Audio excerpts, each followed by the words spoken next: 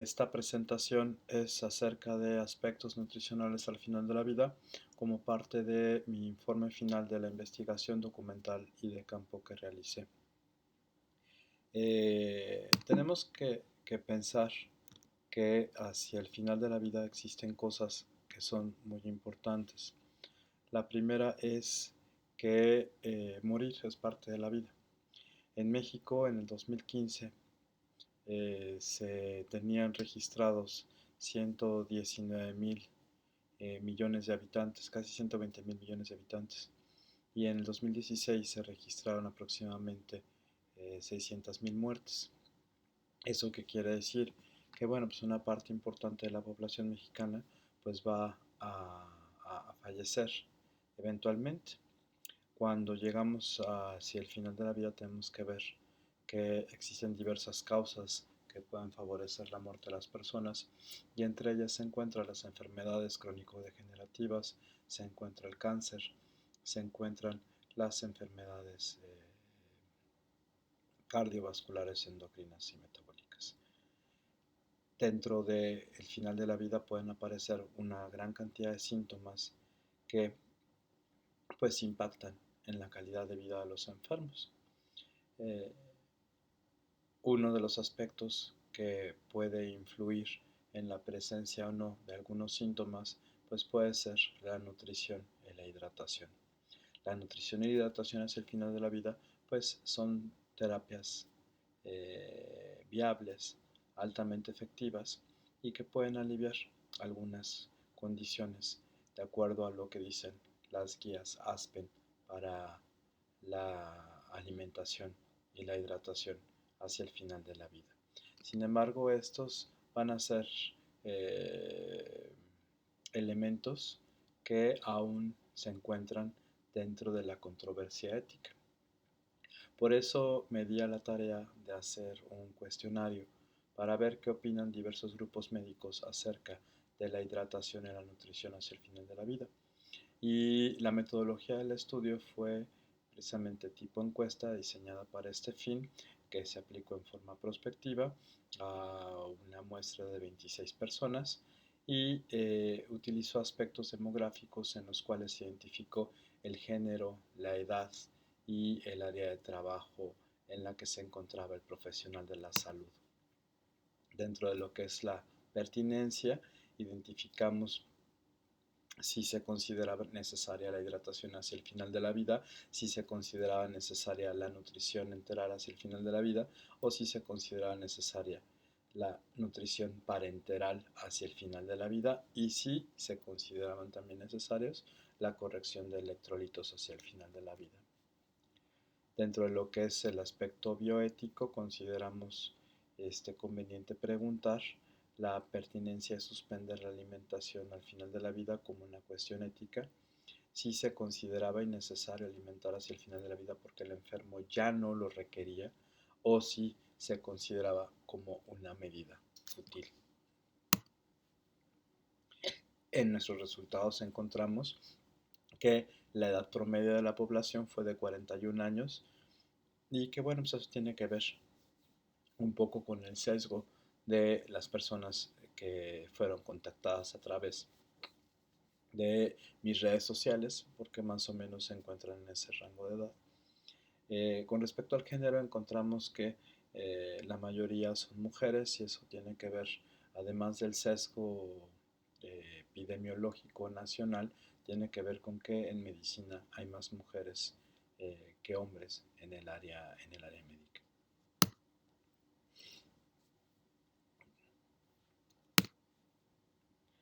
Cuando preguntamos en qué categoría se encontraban, pues identificamos que 8 de cada 10 pertenecían al área médica y 1 de cada 10 pertenecían al área de la nutrición.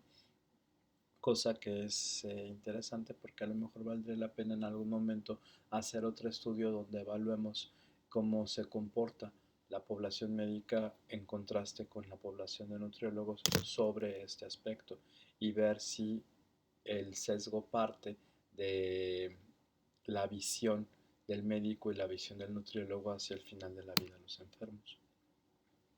Cuando se preguntó si se consideraba necesaria la hidratación hacia el final de la vida, 8 de cada 10 contestaron que sí la consideran necesaria. Sin embargo, este, prácticamente 2 de cada 10 tuvieron eh, dudas o consideraron que no era necesaria la hidratación. Esto a mí me llama la atención porque el suspender la hidratación hacia el final de la vida pues puede condicionar síntomas interesantes, de tal forma que a lo mejor vale la pena hacer una revisión acerca de lo que se, se espera. Cuando preguntamos si se considera necesaria la nutrición enteral hacia el final de la vida, pues prácticamente 7 de cada 10 consideraron que sí se considera necesaria la nutrición enteral. Eso quiere decir que se sigue pensando que la alimentación oral va a ser importante en los pacientes al final de la vida. Sin embargo, esto no siempre va a ser posible y quizá vale la pena tomar en cuenta esos elementos eh, para establecer alguna guía de manejo o parámetro de práctica sobre este punto. Con respecto a si se considera necesaria la nutrición parenteral hacia el final de la vida, pues identificamos que la mitad no está de acuerdo en alimentar en forma parenteral a los enfermos. Sin embargo, la otra mitad no sabe o tiene una afirmación con respecto a la alimentación parenteral.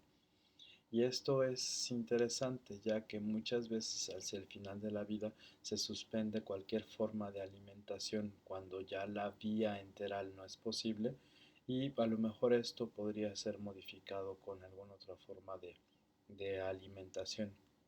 Sin embargo, para otros grupos consideran una medida agresiva y fútil, ya que no se modifica la sobrevida, pero no se ha estudiado la modificación sintomática con la alimentación o no. Cuando se habla de la corrección de electrolitos, pasa un fenómeno contrario. 8 de cada 10, casi 9 de cada 10 consideran necesaria la corrección de electrolitos hacia el final de la vida. Sin embargo, si se utiliza hidratación y se niega la alimentación parenteral y únicamente se utiliza la vía parenteral, entonces la corrección de electrolitos pues queda como en controversia, ya que no queda claro cómo se van a corregir.